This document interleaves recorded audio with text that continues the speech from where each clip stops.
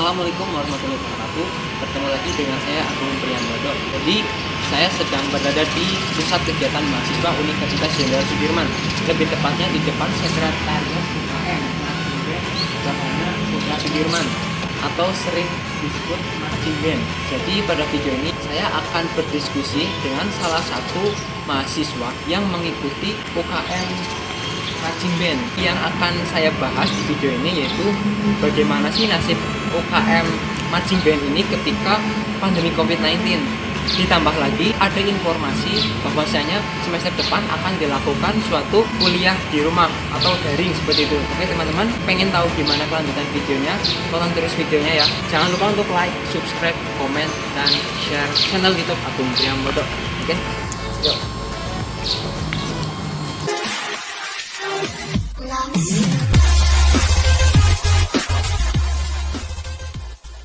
Oke teman-teman, jadi saya sedang berada di UKM Marching Band ya. Nah, dan di samping saya sudah ada satu narasumber yang mungkin akan ngobrol-ngobrol bareng seputar UKM di Unjur begitu ya. Nanti yang akan dibahas ya seputar kegiatan-kegiatan UKM ketika pandemi COVID-19 ini wabah. Jadi apa sih strategi yang akan dilakukan atau ya tindakannya bagaimana gitu. Oke, langsung saja mungkin ini saya tanya dulu ke Mas yang di samping saya ya. Dengan Mas siapa nih Mas? Saya Adam. Adam. UKM apa nih Mas? Mungkin apa ya? Perkenalan asalnya mana dulu gitu ya. Saya Adam Rahadian dari Fakultas Peternakan 2017. Asal saya dari Bandung. Kebetulan tahun ini saya menjabat sebagai pelatih marching band Banda Putra Sudirman di Coach ya? Bisa dibilang ya. Ini saya tanya dulu lah ya. Boleh. Ini kan marching band ya. Itu UKM-nya apa membahas atau ya berkecimpung di bidang apa tuh? Di bidang musik sama olahraga. Jadi dua bidang sekaligus sih. Biasanya kan UKM lain biasanya satu bidang aja. Nah, mungkin di sini salah satunya yang UKM yang dua bidang sekaligus yaitu musik sama olahraga gitu. Ini kan COVID-19 sudah mewabah ya. Nah itu dampaknya gimana tuh ke UKM marching band sendiri? Jadi gini kan, dalam dilihat dari apa ya? Dilihat dari fisiknya mungkin kan UKM ada kegiatan yang fisik, ada non fisiknya kan. Nah di sini kan marching band kan jelas fisik ya, kita olahraga sambil bermain musik. Nah dari pandemi ini kan, pandemi COVID-19 ini otomatis kegiatan belajar dan kegiatan-kegiatan kampus lainnya nggak diperbolehin kayak gitu ya. Terganggu lah ya. Apa? Terganggu gitu. Maksudnya dibatasi lah kayak gitu. Terus juga mahasiswanya juga udah pada kabur. Pulang ya, pada pulang kayak gitu. Nah untuk bukan tindakan apa ya namanya, kegiatan apa ya namanya, Solusi. Solusinya itu ya kalau misalnya kuliah di rumah ya kuliahnya online kayak gitu. Nah sama latihan di marching band pun di online kan juga kayak gitu Mas. Oh bisa itu? Bisa. Jadi ada dua cara. Gimana? Yang pertama itu biasanya saya kasih PR kayak gitu. Saya kasih materi, mereka ngerjain PR, videonya kirim ke saya, terus saya nilai kayak gitu. Yang kedua secara live kayak gitu, onlinenya live kayak gitu, pakai platform meeting, Google Meet bisa, Skype atau yang lainnya, itu langsung kayak gitu. Iya. Inilah ya intinya ya beradaptasi sama keadaan seperti ini lah ya. Jadi salah satu sifat manusia itu yang paling membedakan itu beradaptasi. Oh, beradaptasi. Ya. Kayak orang pintar ya, Mbak ya. Oh ya, untuk marching band sendiri ya Mas, kan mungkin salah satu UKM universitas di Unsud yang mendulang banyak prestasi di kancah nasional, bisa dibilang seperti itu ya. Prestasinya sendiri apa aja tuh? Prestasinya mungkin dari ke tahun ke tahun hampir ada kayak gitu ya. Yang paling terakhir itu 2018 akhir, itu juara 1 drum battle sama juara harapan 2 di Color Guard Contest, itu tingkatnya nasional. Untuk yang lainnya ya ini lah ya. Lumayan banyak lah ya. Kalau dihitung berapa nih? Tahu. Kalau diloakin 30.000 kan. Iya. Oh iya Mas, kan banyak prestasi kayak gini kan ya. Pastinya butuh usaha kan lah ya. Butuh usaha Pasti. yang tidak mudah kayak gitu kan ya. Nah gimana sih cara untuk mencapai prestasi itu kayak gitu? Mungkin ada kiat-kiatnya atau strateginya biar dapat prestasi itu gimana? Bisa apa ya, bisa buat sharing ke teman-teman semua. Ini pertanyaannya berat dulu. Berat ya pertanyaannya, berat ya, berat banget gila. Apa tadi kiat-kiat buat dapat prestasi kayak gitu? Yang jelas yang paling utama itu kualitas SDM-nya kayak gitu ya. Jadi emerging band kan ada skill, ada hard skillnya, juga ada soft skillnya. Mungkin hard skillnya ya bisa dilihat secara langsung kayak gitu, main musiknya gimana, kamu narinya kayak gimana, maininnya gimana, bentuk formasi segala macam kayak gitu. Untuk non teknisnya, nah ini juga mungkin semuanya udah tahu ya, non teknis perlu banget dari kedisiplinan, terus ego juga perlu diatur. Misalnya kalau lagi latihan mungkin kalau yang egonya tinggi, yang egois mungkin nggak bisa apa ya namanya ya, Maksudnya tuh, nah kayak gitu. Jadi nggak bisa akur lah istilahnya lah. Pengen menang sendiri tuh nggak bisa kayak gitu. Terus juga tadi udah dibilang disiplin kayak gitu. Yang paling utama itu dari manage waktu sama manage tenaganya kayak gitu. Mungkin dari waktu emang di sini terkuras banget kayak gitu. Latihan mungkin yang sering ke PKM mungkin sering denger ya, yang berisik-berisik gitu. Coba dihitung seminggu berapa kali coba. Pernah hitung nggak? enggak sih. Oh, pernah. Cuma ya sering denger. Sering denger ya. Dari mungkin kalau seminggu 3 kali sampai seminggu 5 kali. Seminggu 3 kali sampai seminggu 5 kali. Mungkin yang dari Jumat Sabtu Minggu itu ada namanya band camp. Jadi band camp itu latihan 3 hari gitu kayak gitu. Itu biasanya menjelang lomba atau menjelang pagelaran yang gede kayak gitu, kayak expo. Jadi kalau mau ada kompetisi atau ya gitu kompetisi ya dapat dilakuin, itu namanya camp gitu ya, apa ya gitu ya. Tujuannya biar apa?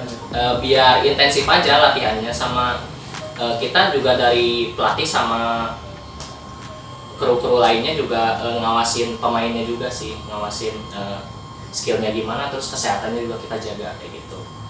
Jadi latihan tuh bukan beban kayak gitu.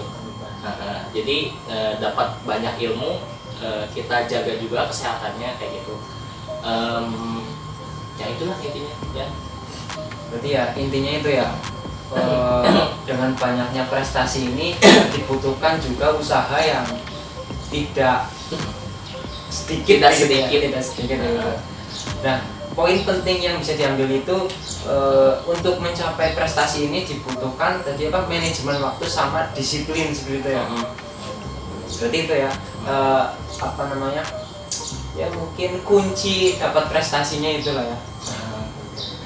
Terus juga harus mungkin dari zaman kapan ya, banyak yang bilang sih harus rela berkorban kayak gitu. Mungkin yang banyak mungkin mahasiswa lain yang ikut UKM lain pun, yang ikut lomba pun rela berkorban. Berkorban apa?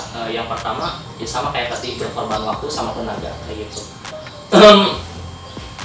Rela ngorbanin waktu, mungkin waktu sama keluarga, waktu sama temennya mungkin dipakai buat latihan kayak gitu ya. Tapi berkorbannya itu ya harus apa ya, istilah kasarnya harus tepat lah buat berkorbannya itu kayak gitu.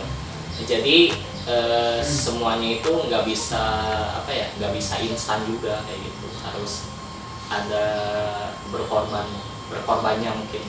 Ada yang berkorban sedikit, ada juga yang berkorban banyak kayak gitu. Mungkin waktu zaman saya 2018 juga pulang latihan itu jam 11 malam gitu. Sampai rumah jam 12 malam. Habis itu ngerjain tugas segala macam. Lembur itu. Lembur lah bisa dibilang kayak gitu. Terus besoknya ya rutinitas kembali lagi kayak gitu. Jadi ya itu, yang lain mungkin ngerjain tugas dari jam sehabis isya, mungkin dari jam 8-an, saya mungkin dari jam 1 malam sampai subuh kayak gitu. Jadi perlu berkorban juga kayak gitu buat dapat prestasi segala macam. UKM Marching Band ini dikenal dengan banyaknya prestasi yang diraih kayak gitu ya.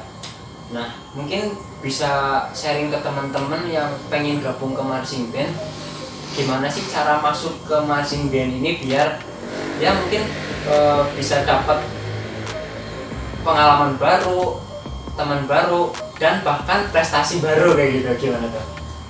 Jadi syaratnya cuma 3. Yang pertama itu harus mahasiswa aktif unsur, jelas dong, namanya juga UKM. Yang kedua berkomitmen, yang ketiga bertekad kuat. Udah itu aja syaratnya sih. Untuk cara gabungnya tinggal di follow aja di Instagram mbbps_unsur, ada linknya di bio, ada Google Form, daftar aja di situ. Mau tanya-tanya juga ada di situ. Berarti bagi yang pengen tanya-tanya ya kepoin di IG-nya. Apa tadi? mbbps_unsur. Nah, itulah itu. Nanti ada di bawah. Oh siap, udah tulis di sini. Pertanyaan selanjutnya nih Mas. Kan Mas pastinya jadi mahasiswa kan ya, mahasiswa aktif gitu ya. Nah, kenapa sih milih ikut UKM dan jadi mahasiswa organisatoris? Kan kalau misal nggak ikut jadi mahasiswa organisatoris, mungkin waktunya lebih luang, lebih free, lebih ya buat ngapa-ngapain bebas. Lebih banyak rebahan lah ya. Iya. Kayak ini nih. Gimana alasannya? Yang pertama biar diri sendiri ini bisa menjadi lebih produktif sih kayak gitu. Nah, buat modal kedepannya juga gimana, terus juga manajemen waktunya gimana, manajemen tenaganya gimana, dapat pengalaman baru juga, gitu, cari pengalaman baru, cari ilmu baru yang nggak bisa didapetin di bangku perkuliahan, terus juga emang suka aja sih, emang suka di seni ini, emang suka sih, karena SMP pernah main juga gitu. Terus di sini juga main lagi tapi beda alat musiknya gitu. Di sini nggak main alat musik saya. Oh, jadi ini sih ya udah jadi coach ya. Enggak, coach tahim. Oke, berarti dengan mengikutinya UKM ini, marching band ini atau jadi mahasiswa organisatoris, berarti miliknya punya banyak manfaat begitu ya. Dengan ikut UKM apa ini Mas, nggak ganggu sama kegiatan akademiknya yang banyak ya? Kalau fakultas peternakan kan dikenal dengan banyak laporannya, praktikumnya, kuliahnya, dan tugasnya gitu. Gimana tuh, mengganggu atau enggak? Yang jelas sih ya kembali ke kitanya dulu aja kayak gitu, kayak yang tadi dibilang manajemen waktunya kayak gimana. Kan udah ada jadwal masing-masing, kuliahnya kapan, praktikumnya kapan, latihannya kapan, segala macam. Nah tinggal diatur aja kitanya gimana. Mungkin bisa dibuat jadwal juga, mungkin dipasang di kamar timeline 1 minggu atau 1 bulan ngapain aja biar manajemen waktunya terkendali kayak gitu, dan bisa lebih produktif juga. Pesan nih Mas buat para mungkin maba yang pengen gabung UKM marching band biar dapat teman baru atau pengalaman baru atau prestasi baru gitu. Pesennya apa ya Pak? Gini biasanya kan entah itu UKM, entah itu BEM, entah apa itu segala macam, pasti baru daftar aja paling namanya ada seleksi alam kan, paling ada yang cabut kayak gitu ya, ada kan Pasti. pasti ya Pasti kayak ada. gitu ya, pasti kan.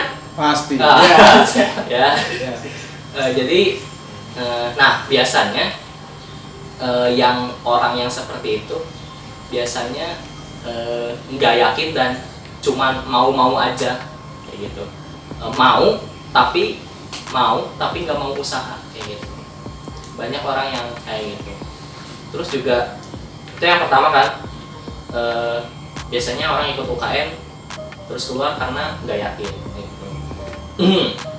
Yang kedua, orang ikut UKM atau segala macam itu karena takut biasanya, karena takut nggak bisa lah, takut dimarahin lah atau segala macam. Orang melakukan kesalahan, terus ngerasa bersalah, terus ngerasa down kayak gitu ya. Biasanya kan banyak orang yang seperti itu.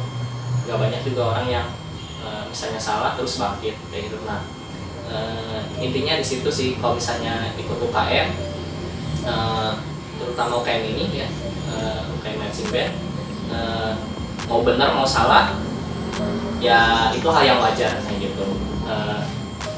Salah itu biasa, benar itu biasa. Kalau salah nggak usah lebay, kalau salah nggak usah lebay, ntar juga bener gitu. Kalau bener juga jangan sombong, ntar juga salah lagi. Iya. Bener nggak? Bener ya. Ah. Bener ya. Yang ketiga itu walaupun kalian suka tapi kalian belum bisa, di sini kita belajar dari nol kayak gitu. Walaupun nggak bisanya kita latih sampai bisa kayak gitu. Jadi ya itu intinya, yakin, nggak usah takut juga. Yakin, nggak usah takut, sama intinya ya kita itu mau belajar itu dari itu. Kan Mas Adam posisinya jadi pelatih ya, pasti menjumpai karakteristik tiap anak kayak gitu. Nah itu gimana tuh mengatasi karakteristik setiap atlet atau pemain yang berbeda-beda ya. Yang pertama dari teknisnya dulu ya. Dari teknisnya ada beberapa orang yang saya kasih materi terus langsung gercep, langsung bisa kayak gitu ya. Terus yang kedua saya kasih materi mungkin selang beberapa lama bisa gitu. Ada juga yang ketiga nih, saya kasih materi lama banget ya. Nah itu ada juga yang kayak gitu. Tapi ya tetap sabar ya, walaupun salah ntar juga benar kayak gitu. Terus juga ya emang tiap orang kan latar belakangnya beda-beda kan pasti. Kondisi fisiknya, kondisi psikisnya juga beda-beda. Pasti misalnya saya ngelatih nih 16 anak pasti karakternya beda-beda kayak gitu. Nah ini sih mungkin cara ngelatih tuh nggak bakal dijelasin di sini karena buat apa gitu ya, yang nonton siapa gitu ya. Jadi emang harus sabar juga kayak gitu. Terus tiap tipe orang itu ada penanganannya masing-masing kayak gitu. Misalnya orang yang seperti ini gimana, orang yang seperti ini gimana, orang yang keras, yang cerewet, yang pendiam segala macam, ada penanganannya kayak gitu. Terus juga yaitu dari segi teknisnya. Dari segi non teknisnya berarti hal di luar latihan kayak gitu. Hal di luar latihan seperti apa? Juga perlu apa ya, perlu penanganan khusus juga kayak gitu. Misalnya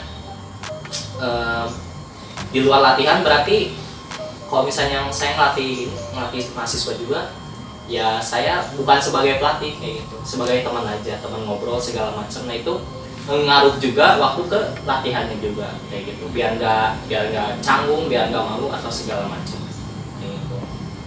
Dari segi non teknisnya juga masih sama. Dari segi non teknis kan sifat orang kan beda-beda juga kan, sifat orang beda-beda, cara nanggepinnya juga beda-beda kayak gitu. Waktu itu juga apa ya, ini aneh banget sih, saya ngelatih SMP kan, ngelatih SMP ada satu anak nih, Anak SMP. ya iya anak setan ya, ngelatih anak SMP kan. Iya. Sama ngelatih Mas Ben juga katanya